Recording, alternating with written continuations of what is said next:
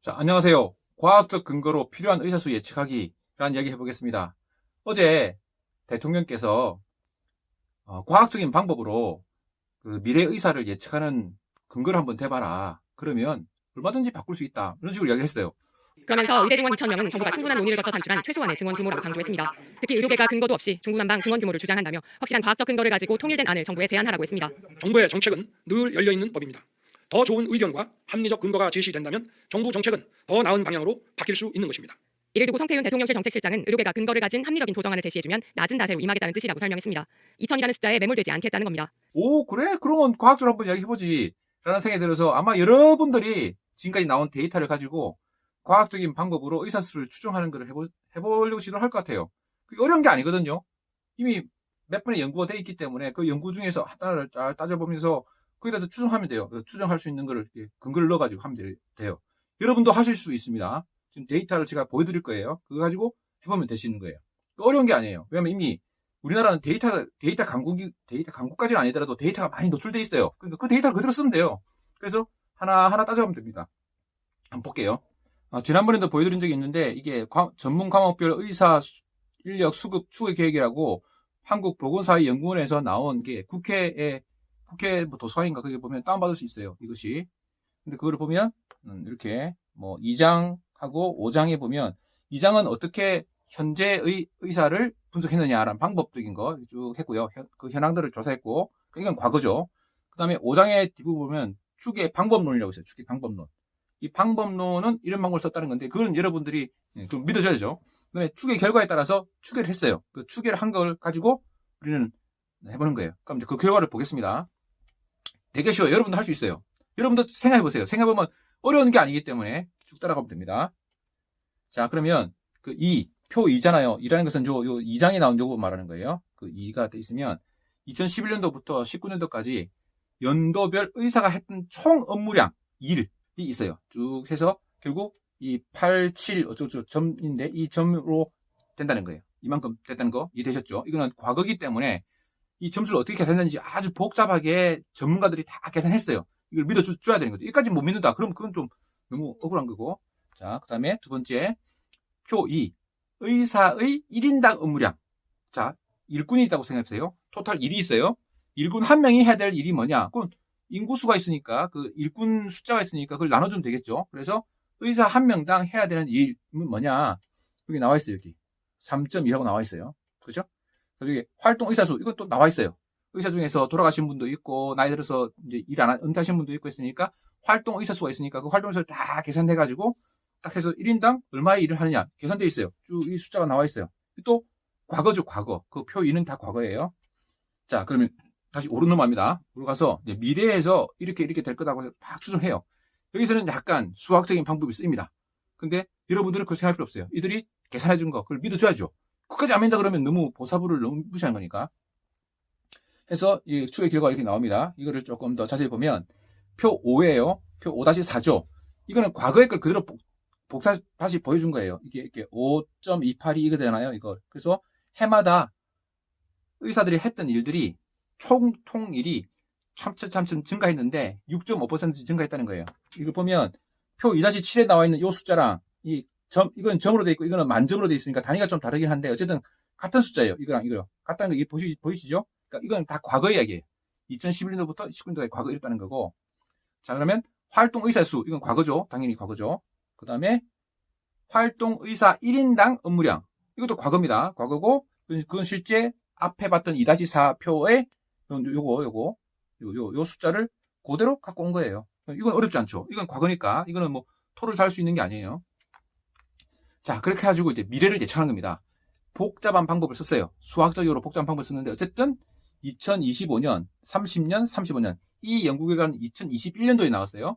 그리고 2019년까지 데이터를 가지고 만들었어요. 그래서 2025, 30, 35에 토탈 일이 이만큼 증가할 것이다. 약 해마다 3.1%씩 증가할 것이다. 라고 예정한 겁니다. 그래서 토탈 이익이 나왔어요. 이거를 계산하는 법은 어렵겠죠. 아주 복잡한 방법을 썼을 거라고 믿어주고 그걸 믿어주겠습니다. 자, 그래서 요 다음 그래프인데 보시면 인력도 지금 이대로 쭉 가게 되면 어떻게 될 것이냐 봤을 때 최근에 2,000명 늘린다 이런 얘기 있잖아요. 근데 그거 안 하고 그냥 그대로 쭉 하게 되면 어떻게 되느냐, 해마다 2.2%씩 의사 수가 더 증가할 것이다 라고 예상하는 겁니다. 2035년은 12만 1,583명이 될 것이다 라고 예상하는 겁니다. 그거는 이제 이 예상은 아마 거의 맞을 것 같아요. 그래서 다음 걸 다시 보면 이 빨간 표가 이제 그 실제 보고서에 나온 건데 이걸 좀 확대한 거예요. 이때 가정이 하나 들어갑니다. 1인당 의사가 할 수 있는 일이 2019년 순으로 유지된다는 가정하에, 이게 가정이에요. 이걸 왜 그렇게 가정했는지는 나와 있잖아요. 이거 사실 미래를 예측할 때는 사실 가정을 몇 가지 씁니다. 이런 가정하에, 이런 가정하에, 이런 가정하에 하는데 그 가정이 왜 그랬느냐, 사실 그 근거를 제시하면 좋은데 이게 근거 제시할 게 없으니까 그냥 가정하에라고 썼습니다. 그런데 여기서부터 이제 약간 사람의 이렇게 수학이 아니라 이제 사람의 가정이 들어가는 거죠. 그걸 어쨌든 봅시다. 그러면 2035년까지 보면 이렇게 필요한 의사가 이렇게 계산된다. 14만 6,883명이 계산된다. 왜? 토탈 숫자가 이만큼이고 그다음에 의사 한 명이 할 수 있는 일이 이만큼이면 그 의사 숫자가 계산되는 거잖아요. 그건 당연하죠. 토탈 일감. 그다음에 의사가 할 수 있는 능력이 있으면 사람 수가 계산된 게 정확한 거 아닙니까?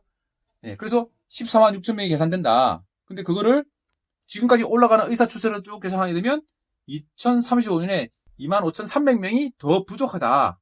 가정은 뭐냐면 2019년 의사 1인당 업무량 수준이 그대로 유지된다면 그렇다는 거예요. 자, 이게 과학적인 추론입니다. 자, 그 다음부터 여러분들이 머리를 돌려보세요. 어려운 게 아니에요. 정말 쉬워요. 보기 힘드실까봐 그래프로 그렸어요. 그래프가 훨씬 보기 쉽습니다. 자, 의사 1인당 해왔던 일들이 이런 그래프를 따라서 증가해 왔어요. 그리고 이게 빨간색 점, 보라색 점이 있잖아요. 이 숫자가 의사 한 명이 해야 될 일들이에요. 이해되시죠? 이 그래프로 돼요. 잠깐만. 이렇게 보여드릴까? 이렇게 이제 표를 넣었어요. 지금 이게 엑셀로 만든 거고요. 그래프는 쉽죠. 그래서 2025년도에는 1089, 이 숫자 그대로입니다. 이렇게 해서 쭉 그래프 그려지는 거예요. 이게 1인당 의사가 해야 될 일이라는 거예요. 그리고 그래서 그 다음에 우리가 이렇게 생각해 볼 수 있겠죠. 그 보사부에서 어떻게 가정했느냐 하면 1인당 의사 한 명이 할 수 있는 능력, 일꾼이 할 수 있는 일이라는 게 2019년 그대로 유지된다. 쭉 유지된다. 고 하게 되면 의사가 할 수 있는 일이 이만큼인데 의사가 해야 될 일이 이만큼이다. 그러면 결국 의사가 모자란다는 뜻이거든요. 그래서 이만큼 갭 차이가 있는데 이 갭이 얼마냐? 14점 몇 %라는 거예요. 그래서 업무량이 이만큼 늘어나는데 결국 1인당 한 명이 1인당 14.7% 정도 일을 더 많이 해야 된다. 일꾼 한 명이. 라는 거예요. 그럴 수 있죠. 이거 보면 그래프를 봐도 그렇게 보이잖아요. 이 그래프가 한 14.7% 더 늘어난다는 거예요. 그거 맞죠? 그럼 의사 한 명이 그대로 능력이 늘어나지 않고 그대로면 그렇다는 거예요. 근데 과거를 보면 어떻게 되느냐? 과거에 의사가 할 수 있는 일들이 계속 늘어왔어요. 그럼 그대로 된다는 게 좀 이상하지 않아요? 과거에 보면 해마다 3.2% 늘어났거든요. 그럼 3.2% 늘어야 된다. 이렇게 주장할 수도 있잖아요. 또는 3.2%는 뭐 특별한 경우고 보통 한 1% 정도 늘어나야 된다라고 가정할 수도 있겠죠. 이때부터는 가정이 들어가는 거예요.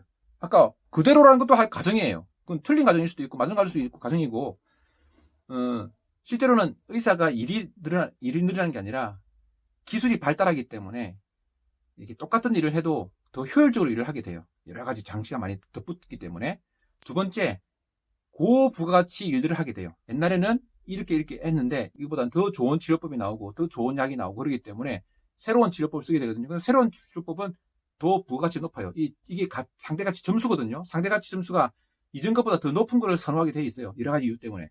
그게 더 좋은 거니까. 그러다 보니까 결과적으로는 이 의사가 하는 일이 일이 늘어난 것도 있지만 점수가 늘어나는 거예요. 점수가. 할 수 있는 일, 점수가. 그게 상대가치 점수고 이것들이 상대가치 점수를 반영했거든요. 그러니까 이것이 1%씩 해마다 증가한다고 가정해 볼게요. 그럼 어떻게 되느냐면 그래프에서 1% 증가하게 되면 이렇게 늘어나요. 1%씩 증가해도 2035년에 필요한 그거를 넘어서요. 그러니까 약간 사람이 남는 거예요. 이해되시죠? 막 2%씩 증가하게 되면 이렇게 됩니다. 2%씩 증가하게 되면 훨씬 의사가 남아요. 훨씬 의사가 남기 때문에 그러면 이제 의사를 강원해야 되겠구나. 2035년을 바라보고 점점 줄여야겠구나 라고 생각할 수도 있는 거예요. 이것이 과학적인 생각이에요. 그대로 된다면 어떻게 될 것이냐. 의사의 할 수 있는 일이 1% 늘어나면 어떻게 될 것이냐. 2% 늘어나면 어떻게 될 것이냐. 이런 식으로 가정하는 것이 정상적인 과학적인 가정이거든요. 이해되세요? 그러니까 이럴 것이다 하고 딱 하는 그거는 왜 그럴 것인데 하면 아무 대답이 없어요. 왜 그럴 것인지를 알 수 없는 거죠. 그러니까 1%씩 2%씩 그대로 다 맞춰. 그래서 과거에 늘어났던 것처럼 3.2%를 하게 되면 당연히 더 의사가 남아 돌죠. 더 많이 감축해야 되는 거예요.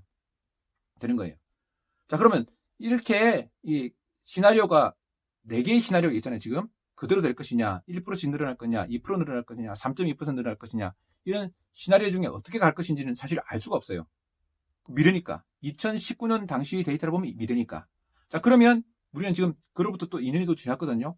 지금 할 수 있는 게 있어요. 이건 조금이라도 더 이거를 3.2%인지 2.2%인지 1%인지를 추정할 수 있게 하는 근거는 뭐냐면 2011년부터 데이터이기 때문에 과거를 더 뒤지는 거예요. 그래서 한 10년은 더 뒤져가지고 과거 데이터가 계속 증가해 왔다. 그럼 앞으로 계속 증가할 것이다. 라는 것이 더 합리적인 추론이겠죠. 그대로 될 것이라고 말할 수 없잖아요. 그렇기 때문에 과거 데이터를 더 뒤져보는 방법이 하나 있고요. 또 다른 방법으로는 지금 이것이 아까 그 그래프에 나타났던 것을 표로 나타낸 거예요. 2% 증가한다 그러면 필요한 의사 수가 9만 명인데 실제 자연스럽게 늘어나는 의사 수가 9만 7천 명에서 7,691명이 약 8,000명, 7,600명이 남아요. 7,700명이네. 2025년에 35년은 18,600명이 남아요. 매년 2%씩 의사의 업무가 증가한다고 가정할 때 1% 증가하게 되면 거의 똑같아요, 이거랑. 그러니까 1% 증가한다 그러면 뭐 의대를 늘릴 필요도 없고 줄일 필요도 없이 그대로 되는 거죠. 저는 그렇게 되기를 바랍니다. 그렇게까지 일이 많아지는 걸 좋아하잖아요. 일이 적당히 많아지면 좋아요. 아무리 기술이 발달해도. 자, 그러면 어쨌든 추정할 때 그때 2019년까지 자료니까 지금 이건 2024년이잖아요. 이제 과거 2023년까지는 데이터가 구해질지 아닐지 모르지만 2022년은 충분히 구해진단 말이에요. 그럼 2022년 요거 2022년 데이터를 구해봐요. 그러면 1인당 업무량이 얼마인지 구해서 이게 보사연 추정처럼 2019년 그대로 쭉 가고 있는지 아니면 매년 1%씩 2%씩 3%씩 늘어나고 있는지를 알 수가 있잖아요, 이게. 그리고 그걸 계산해보면 이 시나리오 3개가 4개를 쳤죠. 그대로 간다, 1% 는다, 2% 는다, 3% 는다 했는데 어디로 가는지를 최근 2년 정도를 쭉 해보면 대충 감이 잡히지 않겠어요? 이렇게 해서 추정하는 것이 과학적인 추정 아닙니까? 뭐 2,000명인 것을 팍 정해놓고 뭐 절대적인 것처럼 말하는 것도 아니고 꼭 줄이라는 것도 아니에요. 사실 뭐 늘릴 수도 있는 거지, 줄일 수도 있는 거고 과학적인 방법으로 하겠다며. 과학적인 방법을 해보자. 그래, 2,000명 정해놓지 말고 다 손 떼놓고 한 추정해보자. 그 보상했던 그대로 해서 지금까지 2019년대부터 2020년, 21년, 22년, 23년까지 되면 좋고 20년, 21년, 22년이니까 최소한 3개년도 더 덧붙이거든요. 3개년 동안 1인당 의사 업무가 얼마나 늘었는지 한번 보자. 그런 과정을 가지고 하는 것이 맞다고 생각이 됩니다. 그것이 과학적인 방법 아니겠어요? 국민 여러분 혹시 이걸 보신다면, 의사 여러분 혹시 보신다면, 또는 정부 관계자 보신다면 어떤 것이 과학적인 방법인지 한번 생각해 보시는 게 좋겠어요. 열어놓고 아까 대통령 말씀이 열어놓고 생각한다잖아요. 열어놓고 생각하면 되죠. 왜 정해놓고 생각하세요? 그리고 제발 대립하는 각오로 세우지 마세요. 엄청 국민을 위하는 것처럼 환자를 위하는 것처럼 그러시는데 실제 환자를 위하는 거 좀 만나서 이야기하고 위하고 하는 사람은 의사예요. 최전방에서 불을 끄는 의사, 불을 끄는 소방관, 그 전쟁에 나가 있는 전투하는 군인, 그것이 의사인데 왜 저 후방에 있는 사람이 뭐 군인을 욕하고 소방관을 욕하는 그거 말이 안 되는 거 아니에요? 참 이해가 안 돼요, 지금 상황이. 근데 뭐 그건 자체하고 일단 과학적인 방법으로 한번 추론해보죠. 예. 그게 제일 좋은 방법일 것 같아요. 그리고 덧붙이고 싶은 게 하나 있는데, 이렇게 해서 이제 의사가 늘든 줄든, 이 시나리오 되면 토탈 업무량은 늘어나는 걸로 예상해놨어요. 맞죠? 그건 아무도 이견 안 가죠. 의사를 늘리자는 쪽, 줄이자는 쪽, 뭐 그대로 두자는 쪽, 다 모든 사람이 토탈 의사들의 업무량은 는다고 가정하는 거예요, 지금. 근데 이거를 저는 바꿔야 된다고 생각해요. 필요하지 않은, 불필요한 의사의 노동이 많이 있을 거 아닙니까? 그러면 별로 아프지 않은 사람인데 약을 치료받는다든지 또 그런 것도 있을 수 있고, 그거를 줄여야 된다고 생각해요. 그건 다 의료 비용으로 들어가는 거거든요. 아무도 의료 비용을 줄이자, 불필요한 의료 지출을 막자는 이야기는 아무도 안 해요. 지금 정부도 안 하고, 의사는 많이 하죠. 계속 하는 이야기 그래요. 지금 불균형을 잡자. 의사들이 지금 수십 년 동안 계속 했던 이야기가 지금 의료 전달 체제가 문제다. 이야기는 어제 오늘 한 이야기가 아니에요. 의사들이 계속 했던 이야기예요. 정부가 계속 귀 막고 있어서 그렇지. 정부가 귀 막고 있지 않았어요. 계속 노력해왔어요. 전달 체제를 제대로 하자는 게 뭐냐면 골고루 혜택이 돌아가게 하자는 건데, 이에 대해서는 좀 이야기를 누가 많이 해줬으면 좋겠어요. 정부도 좀 그 이야기 좀 해주세요. 그리고 제발 쓸데없는 돈 쓰지 말고 요즘 뭐 유튜브라든지 뭐 딴 데 보면 가끔 광고가 나오더라고요. 정부에서 광고가 나오더라고요. 그 광고할 돈으로 일단 제일 먼저 술 줄이자, 담배 끊자, 이 광고 좀 많이 해주시면 좋겠어요. 그리고 근처 집 가까운 병원에 가자. 멀리 가지 말고. 그 많은 광고를 들여가지고 정말 도움되는 이야기 해주면 안 돼요. 진짜 국민 건강을 위해서 돈 써야 될 때 써야 되는데 이런 소모적으로 이 시간과 노력을 낭비하는 게 말이 됩니까?